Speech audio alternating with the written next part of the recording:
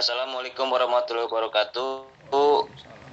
Puji dan syukur kita panjatkan kehadirat Tuhan Yang Maha Esa, kita masih diberi kesempatan dan kesehatan untuk dapat mempresentasikan arsitektur sistem terdistribusi di sore hari ini.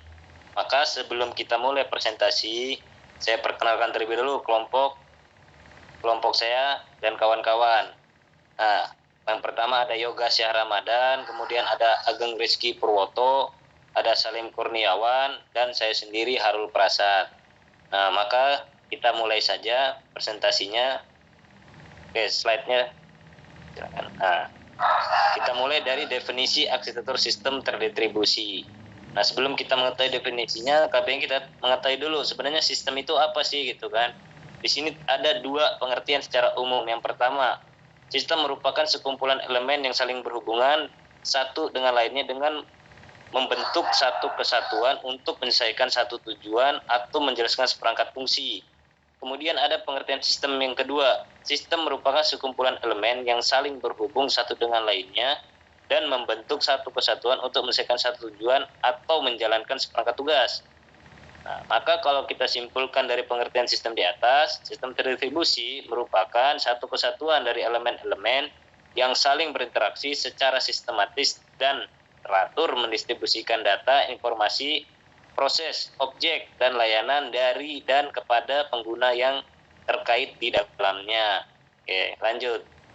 Nah, kemudian sini ada karakteristik penting terdistribusi atau bisa kita bilang sebagai ciri-cirinya ya. Di sini ada 6. Yang pertama itu ada pemakaian bersama sumber daya.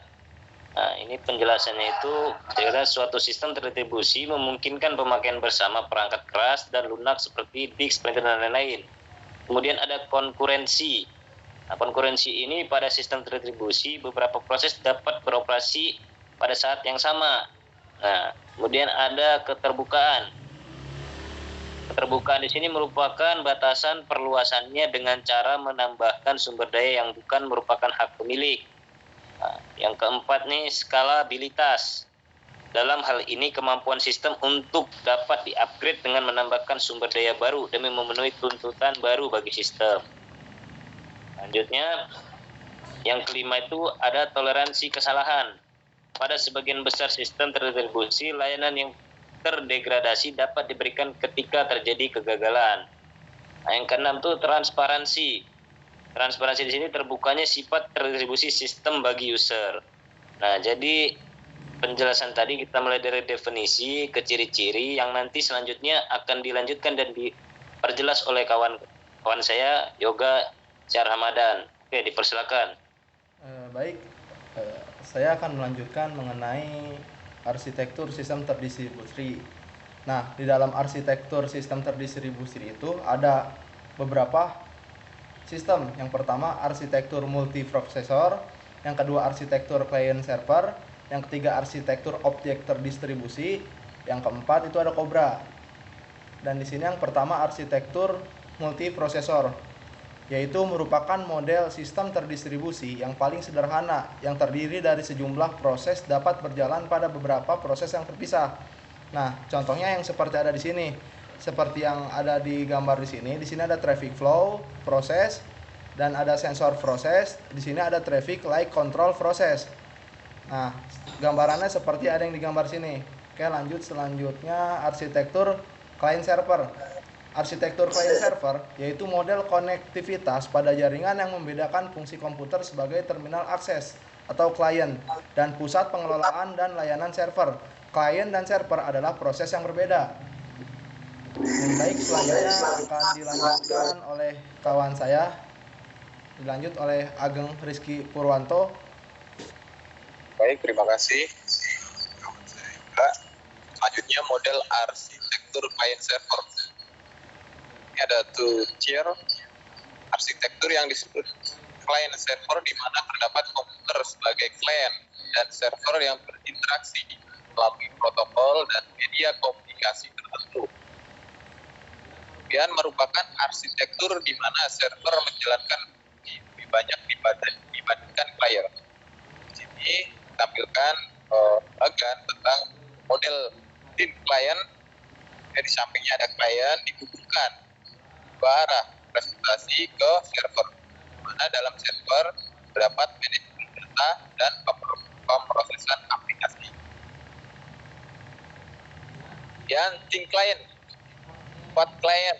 Tim server merupakan arsitektur di mana klien mendapat peran lebih banyak dibandingkan server. Di sini ada model part klien. Klien pemrosesan aplikasi dan di dalamnya server terdapat manajemen data. Kemudian ada tier arsitektur yang memisahkan antara klien dan server presentasi. Kemudian dalam dihubungkan dua server yang dihubungkan dua arah, dan yang server terakhir terdapat manajemen data. Di sini yang pertama ada data management tier, merupakan komputer server yang dikhususkan untuk menangani pengelolaan basis data. Kemudian B, middle tier merupakan komputer server yang dikhususkan menangani aplikasi-aplikasi di mana prosedur dan perhitungan kompleks dieksekusi. Dan C, presentation tier merupakan komputer klien yang menjadi interface bagi pengguna untuk memasukkan data, mengajukan permintaan karyawan layanan ke server dan melihat hasilnya.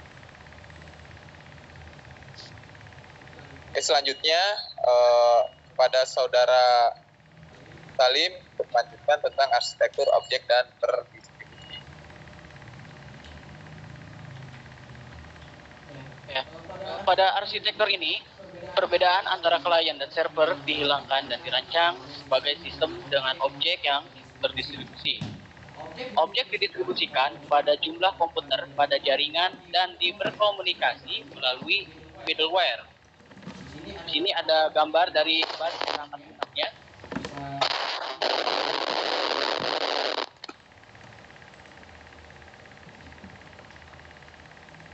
Lalu mengenai keuntungan arsitektur sistem objek terdistribusi. Yang pertama adalah memungkinkan perancangan sistem menunda keputusan mengenai di mana dan bagaimana layanan harus disediakan. Objek yang menyediakan layanan ini dapat berjalan di bagian jaringan manapun. Yang kedua adalah memungkinkan tambahan sumber daya baru. Yang ketiga, sistemnya fleksibel dan dapat ditemukan.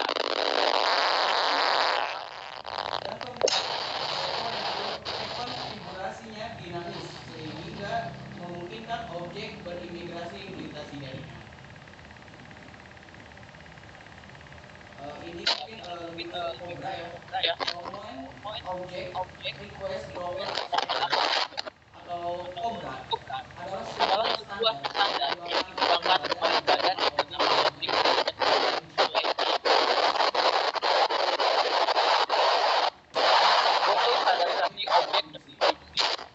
Cobra berisi sebuah struktur objek liquid atau ORP yang memungkinkan klien dapat berkomunikasi dengan objek secara remote. Cobra menggunakan Express Definition Language (XDL) untuk menunjukkan antarmuka yang dapat digunakan oleh program atau lainnya. Ini adalah gambaran aplikasi layanan Cobra.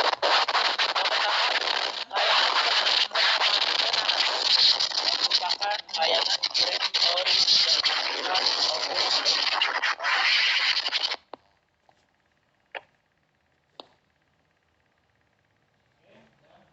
ya, mungkin sekian.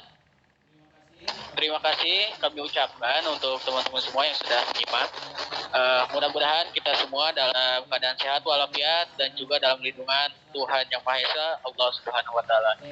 Saya kembalikan ke pembicara awal, yaitu Kang Arul, mungkin untuk kita ditutup. Oke. Terima kasih kawan-kawan. Ya, pembahasan kami tentang arsitektur sistem terdistribusi kami bahas secara sederhana. Mohon maaf bila masih banyak kekurangan atas kendala jaringan ataupun ketidaknyamanan dari pemaparan kami. Mohon dimaafkan. Ya, saya ucapkan terima kasih.